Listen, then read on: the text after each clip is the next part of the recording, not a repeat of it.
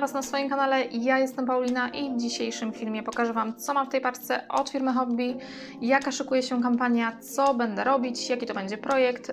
Jeżeli jesteście ciekawi i chcecie więcej filmów na moim kanale, no to musicie oczywiście pamiętać o tym, żeby zasubskrybować, zostawić łapkę, skomentować ten film i zapraszam Was już do oglądania. Kampania Akcja Hobbii mówi żadnych odcieni szarości. Oni chcą nas zachęcić do tego, żebyśmy używali więcej kolorów w naszych projektach. Idzie wiosna, więc myślę, że to jest idealny moment na to, żeby właśnie takie wiosenne projekty zacząć robić. No i w sumie czemu by nie dodać tym projektom właśnie jakiegoś takiego koloru. To jest połączenie, które ja wybrałam. Możecie teraz w komentarzach napisać, jak Wam się właśnie te kolory podobają i jakie kolory Wy wybralibyście do swojego projektu.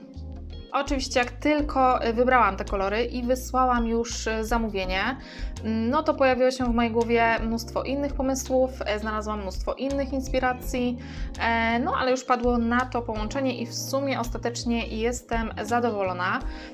Może jesteście ciekawi, w jaki sposób właśnie szukam inspiracji, jeżeli chodzi o kolory do moich projektów, i w tym momencie na ekranie wyświetla Wam się zdjęcie, którym się sugerowałam, wybierając właśnie te kolory. I właśnie w ten sposób robię zawsze, czyli szukam sobie takich palet kolorystycznych, patrzę, w jaki sposób tam dobrane są kolory i tym się właśnie kieruję, kiedy wybieram swoje kolory do swoich projektów. I myślę, że nie będzie tutaj większego zaskoczenia, jak powiem Wam, że będę robiła z tych włóczek oczywiście sweter. No chyba że napiszecie mi w komentarzach na dole jakoś tak bardzo licznie, że wolicie na przykład, żebym zrobiła cardigan. I co ja tutaj mam, które włóczki tym razem wybrałam pod ten właśnie projekt. Zaczniemy od tej bawełny i to jest bawełna 8/4, najcieńsza z tej serii, dlatego że oni mają jeszcze 8/6 i 8/8. I tą 8/8 ja Wam w jednym z poprzednich filmów pokazywałam, więc tamta jest właśnie tą najgrubszą bawełną, a ta jest tą najcieńszą. I mam zamiar połączyć ją właśnie z tym kit silkiem, wziąć po prostu jedną nitkę kit silka i jedną nitkę tej bawełny i zobaczymy, jak to będzie wyglądać, i myślę, że w miarę udało mi się właśnie dobrać te kolory tak, żeby one do siebie pasowały. Tutaj mamy ten zielony.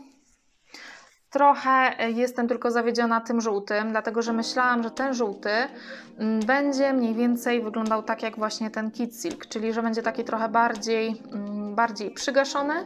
No jest dosyć taki mocny, ale myślę, że jak to się połączy razem, to będzie to całkiem fajnie wyglądać.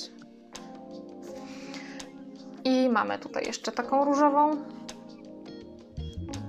No ta jest prawie, mam takie wrażenie, że 1 do 1 kolor.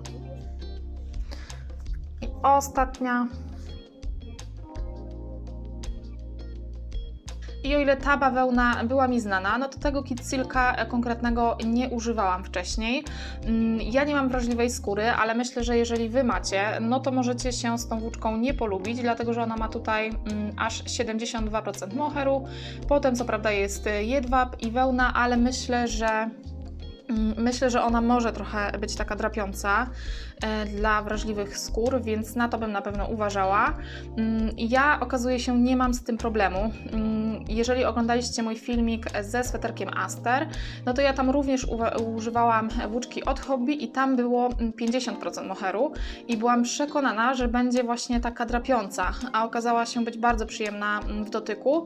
No ale właśnie widocznie ja po prostu nie mam z tym jakiegoś większego problemu, a jeżeli Wy raczej się nie lubicie z takimi moherowymi włóczkami, no to ta może być akurat nie dla Was.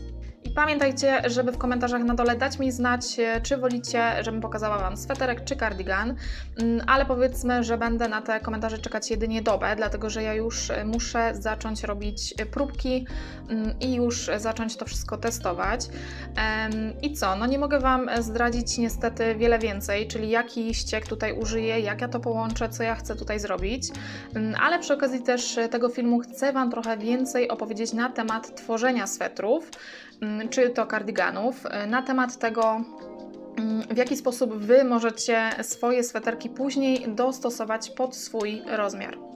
I kiedy ja zaczynałam tworzyć swoje pierwsze szydełkowe sweterki, no to pamiętam, że się zawzięłam, że zrobię to sama, czyli bez wzoru, bez żadnego filmu, tylko tak metodą prób i błędów. No i ten mój pierwszy sweterek, właśnie tych błędów miał bardzo, bardzo dużo, ale każdy kolejny miał ich już coraz mniej.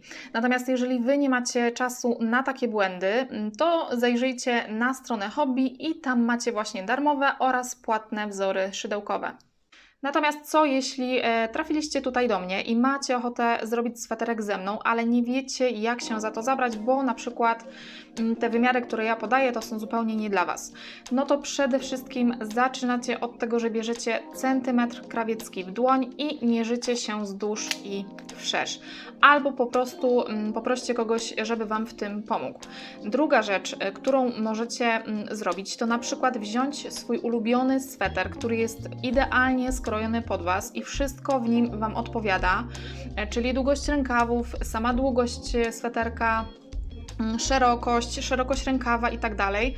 I jeżeli macie taki sweterek w swojej szafie, który Wam idealnie odpowiada, bardzo dobrze leży, to właśnie zmierzcie taki sweterek i na podstawie tych wymiarów możecie robić właśnie sweterki z moich tutoriali. Oczywiście wiadomo, że to nie jest sposób idealny i nie wystarczy na przykład takiego sweterka zmierzyć, dlatego że każdy szydełkowy ścieg pracuje inaczej. I jeżeli Wy na przykład zmierzycie sweterek, który jest mocno przylegający, ale to jest sweterek, który się ładnie rozciąga, no to nie wystarczy to przełożyć potem na taki szydełkowy sweterek, dlatego że każdy ścieg pracuje inaczej i jeden się rozciąga, drugi się mniej rozciąga i trzeba to też mieć zawsze na uwadze. Kolejna bardzo ważna rzecz moim zdaniem to jest zrobienie próbki. Dlaczego to jest takie ważne? Dlatego, że możecie wtedy ocenić kilka rzeczy. Przede wszystkim jak wygląda dany konkretny ścieg. Czy on Wam się podoba, czy na pewno chcecie zrobić sobie cały sweterek takim ściegiem. Możecie sprawdzić od razu w jaki sposób ten ścieg pracuje, jak się rozciąga.